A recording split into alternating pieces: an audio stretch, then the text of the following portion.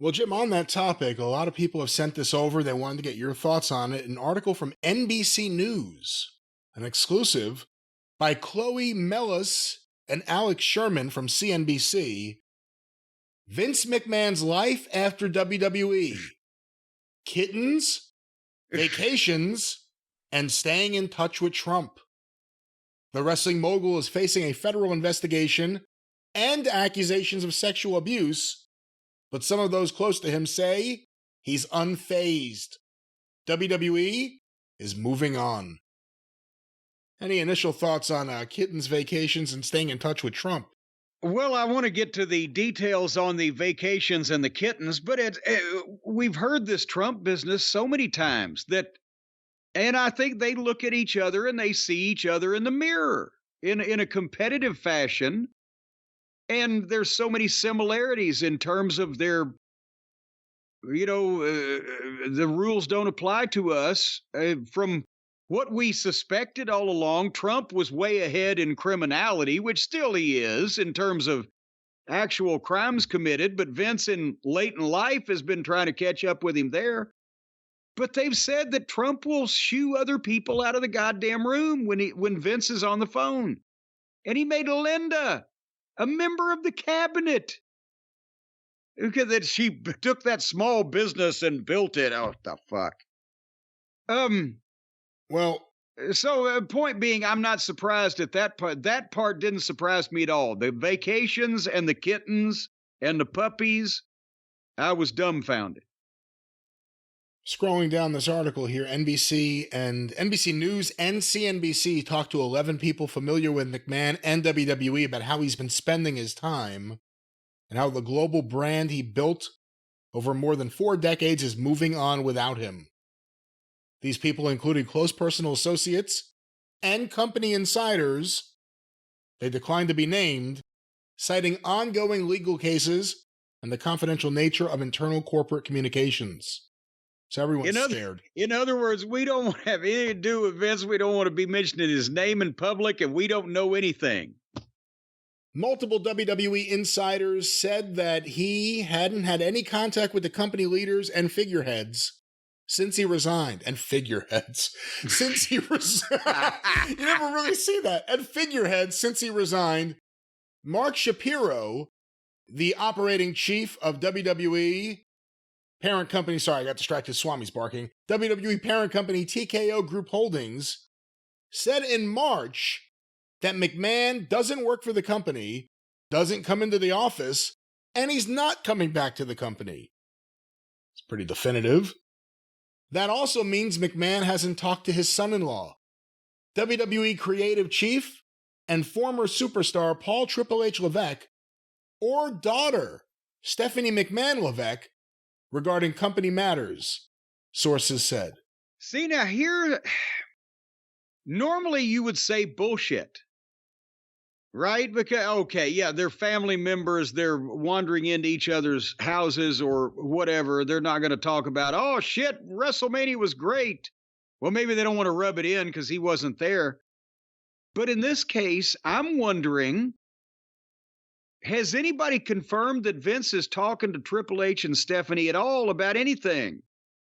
What is that relationship right now? We did see the personal trainer come out and make these comments, someone who sees Vince every single week, if not more than one time, a few times a week, saying that everyone turned their back on him and people who he built up aren't there for him anymore. You have to wonder who he's talking about. I would like to know if they're pulling, because I mean, again, it's like when Trump said, oh yeah, if I'm elected, I'll let my kids run but like those kids could run a fucking Target. And he didn't. He lied about that, like he's lied about everything else. But you would normally think that's what Vince would do, lie, and he'd still be talking. But if they're personally on the outs because they're offended at this whole thing, and he did pretty much demote Triple H during Heart Trouble, Stephanie resigned. Every time he'd come back, she'd leave again. He fucked with NXT. He fucked with NXT, so maybe some heat. So that would be interesting. I'd like to find out if they're speaking about the grandkids or the weather. But go ahead. While she introduced WWE's WrestleMania event earlier this month, McMahon Levesque, who worked beside her father for more than 20 years and played roles in storylines, currently has no involvement with the company, according to people familiar with the matter. Levesque and McMahon Levesque declined to comment through a spokesperson, as did a WWE representative. That is interesting, too, the idea she does have no role there. She's not a contracted performer that we know of right now. And they had her do the introduction, and coming out of it, she still has no role with the company. Well, I think it was to float her and at the Hall of Fame also was to, is that going to get any negative feedback? Are they going to light torches and carry pitchforks? And everybody was glad to see her, so then they let her do the welcome thing just to establish this is the good McMahon. She's a member of the Levesque family. This is the Triple H era. We're separating these people from the previous time. She's now a guest and a family member of his rather than the billionaire princess. So I can see them doing that and made sense, and it worked. McMahon is nonetheless indelibly linked with the wrestling outfit, which he bought from his father 42 years ago. Still, he seems to have moved on, according to multiple sources. McMahon has kept up his other routines, and it's as if he's unfazed by his legal fights, two sources said. For instance, on an afternoon in late March, McMahon returned on a private plane to the United States from the sunny Turks and Caicos Islands, but he wasn't alone. According to a person close to him, he had with him 7 kittens and a puppy, all of which he brought back to be adopted by his friends. This person added, here's a quote, "If anything, he's enjoying life." The person also added that McMahon had taken a trip to Italy. Jessica Rosenberg, an attorney for McMahon, declined to comment regarding the aspects of the former WWE chief's life reported in this article. She did criticize Grant's suit, and then she, once again, McMahon's attorneys say that the lawsuit is false, defamatory, entirely without merit, and they're going to vigorously fight to defend Vince McMahon. Vince McMahon, billionaire, animal rescuer. What do you think, Jim? That's where I'm at a loss for words, because not only now, remember when I knew Vince and worked with Vince, he didn't even fly in a private plane. Every great once in a while, if it was necessary, right? But otherwise, he's going commercial. He was a regular old everyday millionaire like all the rest of us. And then we hear he got the plane, and we've heard about all the misbehavior going on the WWF planes and everything. But now he's got his own like little personal plane, doesn't even carry the boys around. He just goes around to fucking Turks and Caicos. And the kittens and the puppy. I know there are stories, and I've heard about it, that Vince at one time had some kind of big dog back in the 80s. I guarantee you there was not a creature with fur on that property when I used to go see him. Because if there was, it would have saved me from cutting my throat many times. I would have been able to play with a fucking dog instead of brother love and shit stain. So there was no fucking animals around at that point. I don't know that I've ever seen him pat a dog or pet a kitten. And then it just came back from Italy. This was a guy. And I mean, I'm glad to see he's enjoying life now that he's ruined a bunch of other people's. But this was a guy, he had a $10 million mansion in Florida that he never even saw. The stories when I got up there in 93, 4, whatever, was that he used to go there for 2 weeks at Christmas with Linda, but he would work the whole time he was there. He'd just be on the phone or doing paperwork or whatever.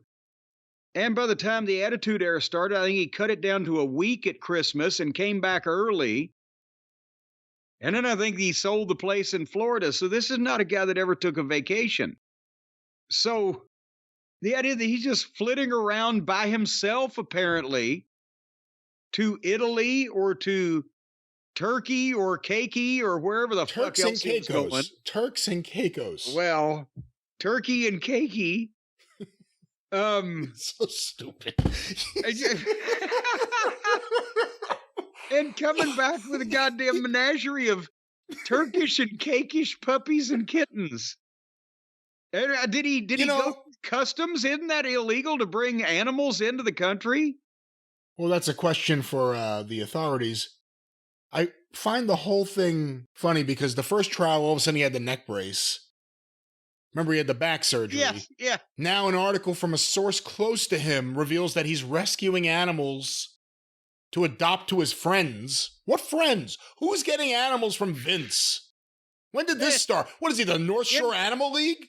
Who's getting animals from Vince unless it's the donkey for the donkey show? Bruce. He expects you to be a part of it. Bruce, I tricked him. I told him I was getting kittens. I was really chasing pussy. This thing is ridiculous. Again, it's a source close to him. Was it his girlfriend? But here's another thing now is that can't you get kittens closer than Turks and Caicos that it might be easier to bring to adopt for I don't know, but 7 kittens and a puppy. He's going to go into court leading the kittens and the puppies and pushing some crippled children on a goddamn roller. I'm hoping to pick up some frogs from the Galapagos Islands. This is my new thing. I travel around the world and I get animals to sell to my rich friends. and I name the animals after my wrestlers. Steamboat, you need a new dragon? I got a hookup. Here he is, ladies and gentlemen, Ricky Komodo. Let me go back to the article here. Life amid litigation. The details of McMahon's life after his WWE reign present a stark contrast to Grant's accusations, which paint a graphic portrait of a violent and controlling man. In the federal lawsuit, filed January 25th, Grant's attorney said that she was and this is a quote, the victim of physical and emotional abuse, sexual assault, and trafficking at WWE, naming McMahon and former WWE executive John Laurinaitis. Both men have denied the accusations in the suit. The lawsuit also named WWE as a defendant. Through their parent company, they take the allegations very seriously. Well, hold on. This is all stuff we've read. I'm trying to find anything new about Vince. Oh, when I perused the article, it did mention he was still doing his bi-weekly haircut. Well, it says here federal investigators seized a phone from McMahon and have been trying to determine whether federal law was broken in the conduct surrounding Grant's allegations. He's cooperating with authorities, according to people close to him, and he believes the officials won't bring any charges against him and that Grant's civil case will be settled out of court, said a person close to the former wrestling executive. That's interesting. Why wouldn't he think that? He's gotten away with almost everything else he's ever done through his life. Why wouldn't he think that? He could just throw as much money as humanly possible. At this point, he's got billions in cash. He's got coming up on $2 billion, and maybe that's what he's thinking. A spokesman for Grant's attorney said that there have been no settlement talks with McMahon, and a spokesperson for the U.S. Attorney's Office in the Southern District of New York declined to comment. While his legal battles persist, McMahon is often ferried by private driver from his posh Connecticut home to Manhattan, according to one of the sources close to him. There, he eats with friends at restaurants, such as the old-school Italian spot Il Tonello East on 46th Street.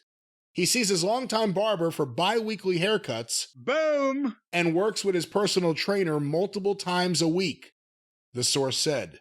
Yeah, well, we know that to be true. Also, remember I've told you, it used to be once a week, as a matter of fact, I think. He would have his limo driver, and he would go through this to get a fucking haircut. Get in a goddamn limousine in Stamford and drive all the way into New York City in that traffic, take hour and a half, whatever, to get a fucking haircut tip the fucking guy $100, get back in the limo. It was a 4-hour round trip to get a fucking haircut. It cost him $100 plus the haircut. Plus tip. Well, no, the $100 tip plus the haircut. Oh, that's right. That's right. Yes. Two other sources. He may have tipped on the tip. I don't know. Two other sources, however, say McMahon has otherwise been quite guarded, and that's a quote, and often on the phone with his lawyers to map out plans since Grant's lawsuit was made public. I'm trying to just see whose gardener this is making all the noise. Do you hear that? Can you hear it? It's like a helicopter. No, I hear nothing. I hear nothing. It's the voices in your head. Well, let's speak about the voices in Vince McMahon's head and what he hears. Staying in touch, McMahon has also talked to Trump. According to two of the people close to the wrestling impresario, the two billionaires have been in touch regularly, according to a person close to McMahon, although it isn't clear what they've discussed. Trump and McMahon... Hold on here now, because remember, we've talked about this. Vince was envious of Trump in the past because Trump's plane was bigger, and he had Trump Tower. The tower is bigger than Titan Tower or whatever the fuck, but now Vince has got more money than Trump because Trump tried to do a cast media fucking podcast one type of deal and scam a bunch of people out of money, but his dropped like a turd in a punch bowl also, this True Social bullshit, Twitter for fucking right-wing racist lunatics. Donald, you got Judge Mershon? Me too.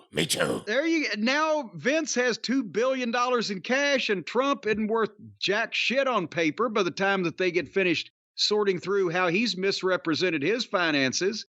So maybe Vince is giving some advice to old Donnie dipshit over there. Scrolling down a little bit, another person close to McMahon said that the two men don't discuss their legal problems and that Trump doesn't provide legal advice. A representative for Trump declined to comment. That'd be safe for both parties involved, for neither one of these motherfuckers to provide the other with legal advice. Since he resigned, McMahon has been in touch with Dwayne "The Rock" Johnson and John Cena, sources said. Johnson and Cena, both Hollywood superstars, are two of WWE's biggest success stories. And then it goes into some public quotes that were made. What do you think about the fact that they are staying in touch with Vince? Well, now, it didn't say they're staying in touch like, oh, I got to, text Vince this afternoon. We'll get together for lunch. He has talked to them because, and you know Vince, the mind that is set that he has, these are the last two guys, or two of the last guys. I'm sure he's talked to Taker too. But these are two of the last guys that he took from scratch and made the biggest stars in the business. He didn't even do that with Hogan. Hogan was already big. So they're going to be grateful and or beholden to him to some extent. And also they're going to be two on the very short list of guys that he would reach out to. It didn't say who had called who. I don't know if they just, said, hey, Vince, we're hoping everything comes out okay, or whether he reached out to them to say it was bullshit or whatever. But I can believe that he would be talking to those guys at some point, even if it wasn't regular, and I would believe they would talk to him. Well, Jim, a few more things here as I scroll down. And again, this is from NBCnews.com if anyone wants to read it or look at a couple of pictures. Otherwise, WWE is more relaxed since McMahon resigned in January, sources said. When McMahon was still running things, he would come in late in the afternoon and often stay until around midnight or beyond. See, that again, that is completely reversed behavior from what, I'm not saying there weren't days he stayed late at night at the office, but he was... Unless he was doing business somewhere else, he was in the goddamn office before everybody, practically, before anybody but Finkel, early in the morning. And if we were writing at his house, you said 9 o'clock in the morning, don't care what time you got to leave your home to be here. The idea that somebody would have said, oh, if you called the office, oh, it's only 2:30 in the afternoon, Vince isn't here yet, and that would be a normal thing. That's fucking odd. And on the other end of it, yes, he'd stay till everybody else was sick and tired and fed up with him. 8 o'clock, 9 o'clock. But fucking midnight, unless there was a shoot at the studio or something, that didn't happen. So what the fuck did he start doing? Was he sleeping until noon because he was up till 4 a.m? What? Well, he didn't never sleep that much anyway. How did he suddenly reverse his schedule as he got that old in life to go the other way and stay up late instead of getting up early? His office at WWE headquarters in Stamford, Connecticut is unoccupied, but otherwise intact, according to an executive who called it spooky. You get the impression it's like the fucking Norman Bates's house with the goddamn impression of his mother's body in the goddamn mattress. Left intact, so the big dinosaur skull is there, and yeah, who's going to take it down, I guess. He had a reputation for being capricious and quick to fire employees, which generated fear and created a chilling effect, according to sources. Now there's more levity and freedom to make a mistake or suggest an idea, some employees said. Yeah, but the thing is, they're fucking, the new ownership is firing people left and right now, aren't they? The current leadership operates more conventionally. Normally is how they operate, more normally. More normally, giving underperforming employees a standard progress report and opportunities to improve before taking action, they added. God, so you better get your shit straight, or elsewise we're going to put our foot up your ass, is what they're saying. Some McMahon loyalists remain. Bruce Pritchard. but one employee said, and this is a quote, WWE is actually a really great place to work, and Vince distracted from that. It's been much better since he left. Another said, people feel like they're on steadier ground. The company, meanwhile, is charting its post-McMahon course with the help of lucrative media rights deals, and then it goes into the amazing success that they've had since Vince left and him selling the stock. What do you think of this story? Obviously, some of it came directly from the McMahon camp for a reason, for positive PR. He's getting accused of rape by one side, and he's saying he's rescuing animals on islands across the world on the other side. But nobody, the word rescue was not mentioned. He brought back 7 kittens and a puppy to give to his friends to adopt. And was he on the beach rounding up these stray, potentially diseased felines, or did he buy them down there and he's brought them back? Like the fucking Grinch at Christmas. I'll take your tree there and then bring it back here. Can you imagine Trump clears the room? It's Vince. He must have something important. He's got kittens. Vince, what's going on? I need you to take a cat. What? No, little pussy's got me in enough trouble. But so the point being, there's not that many people close to Vince, as we've talked about. So you're right. Some of the people that would be that close to know what he's doing are trying to make him sound better than he is, or maybe better than people's perception of him, is what I'm trying to say. But at the same time, the fucking anybody making an official statement about the company is like, no, he doesn't come in here. We don't talk to him. He has nothing to do with us. We don't even know where he is. And that's, got to be hard for him to take at this point. I'm pretty sure he probably does believe, no, they're never got anything on me, and because he's invincible in his mind, and usually it works out that way. So he's probably not as worried as most people would be, but he can't be happy.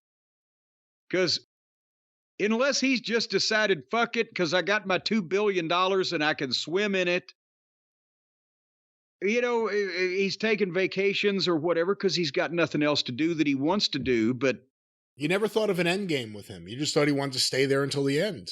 And that's what it was. He never thought otherwise. And now I'm thinking that he's got $2 billion and plenty of fucking time to get even with some people. So I'm still keeping an eye on that. but it's good that he's doing work for the puppies and the kitties. Well, Jim, Vince McMahon may be coming off a private plane with a box filled with 7 kittens and a puppy, but the listeners can get a box of awesome delivered right to their front door. How about that? That's right. From our friends at Bespoke Post, you can get your box of awesome delivered right to your front door by the United States Postal Service, or I don't know if it's UPS or FX or whoever else delivers things, but you'll get a box. And in it, on your front porch or in your mail receptacle every month, will be awesomeness, the likes of which you very rarely see in this environment in these modern times. And I'll tell you, if you see holes punched in the side of that box, that means it's a puppy or a kitten. Because that's federal law. They have to punch at least 4 holes in the side of the box before they can deliver a full-sized living organism. But regardless of whether your box of awesome has holes in it or not, and Brian, you're not going to disagree with that, so I'll just move right along. If you want to get started with are you No, don't there? do that. Don't. I got distracted, so I don't know exactly what you did, but I'm sure it was awful. No, that's not how it works. No. Don't do what he said. Just use the promo code that he said. I didn't say it yet. Don't say it. Don't say it. Don't. What you can do to get started with our friends at boxofawesome.com is take their quiz, because your answers and what you're interested in and the things you like and enjoy and things you might want to stay away from are the way that they pick the boxes of awesomeness to send to you. They release new items every month across a ton of different categories. And when you become a member, you're going to have access to stellar discounts across a plethora of products, maybe 30% off or even more sometimes. And also you could get, it's wonderful when you open it up and the smile that comes to your face, because you know you're getting awesome, but you don't know exactly what awesome you're getting. We've gotten fine quality cocktail glasses. We've gotten cocktail kits and silver shakers, barbecue items. I got a box of socks the other day. Not just socks, but custom-made socks. Really? I put one on my face. I look just like Excalibur. And you never know what you're going to get, because it's different for everybody based on what you're interested in. But 90% of everything that comes in your box of awesome is from a small up-and-coming brand, a mom-and-pop type of shop. They go around and they curate and confiscate these things from mom and pop and grandma and grandpa. Then they sell them at a discount and pass the savings on to you from ripping off poor grandma and grandpa who are working their fingers to the bone in a slave shop somewhere, or a sweatshop, or chained to the bowels of a slave ship. A sweatshop, I believe, is the term for this awful environment. And folks, right now you can get a free mystery gift with your first monthly shipment when you sign up at boxofawesome.com and enter the code JCE at checkout. Now, see, if you just go to boxofawesome.com and you just sign up like you're a normal Mark walking in off the street and don't use the code JCE, you don't get your free mystery gift. And this free mystery gift, it's guaranteed that you will look at this thing and you will not have a fucking clue what it is. It is a complete mystery. It's like the amazing, stupefying It. You don't know what it is, but it's wonderful to look at and amazing to know. So right now, go to Box of Awesome. Did you ever go to the carnival and see the amazing, stupefying It? Or the amazing Thing, whichever it was billed as? No, they didn't have that at usually the carnivals were around like the churches in Long Island, and they had fuck, you can't have a carnival next to a church. You can get Zeppelis, you can get a good sausage and pepper sandwich. No, if you have a good carnival next to a good church, that's like matter meeting antimatter. It'll fucking blow up. You didn't get to see the 5-legged cow and the 2-headed sheep? They didn't have that at the church, no. The world's fattest man? He may have been there. But it was an unofficial appearance. It was an unofficial appearance. He was just hanging out rather than actually advertised. And the amazing It, or whatever is the thing in the jar, and you look at it and they say, what is it? Is it some type of fetus that was aborted? Is it an embryonic animal of some description? Is it a space alien? There's eyeballs over here and fucking bladders over there. We don't know what it is. Once again, these carnivals on Long Island were typically at churches. In Brooklyn and Queens, too. The carnivals I went there were at churches, too, or around churches. Then I bet they didn't like the skimpy outfit on the Siamese twin girls, or much less the bearded lady, because her beard was all the way down to her crotch, and churches don't like crotches. But folks, regardless of what it is, you'll get it from boxofawesome.com, a free mystery gift with your first monthly shipment when you sign up using the code JCE at checkout. And again, awesome items and mementos and memorabilia and features and things delivered right to your door in a box of awesome every month. This is only the mystery gift that we're talking about now, because it's gift enough that you're getting these fine products at an amazing discount. And you open that box up and you just say, boy, howdy, anything that comes out of a box gets over. Boxofawesome.com. .com with the promo code JCE. And what's that promo code again, Brian? JCE. Yeah, how do you like it when I do it?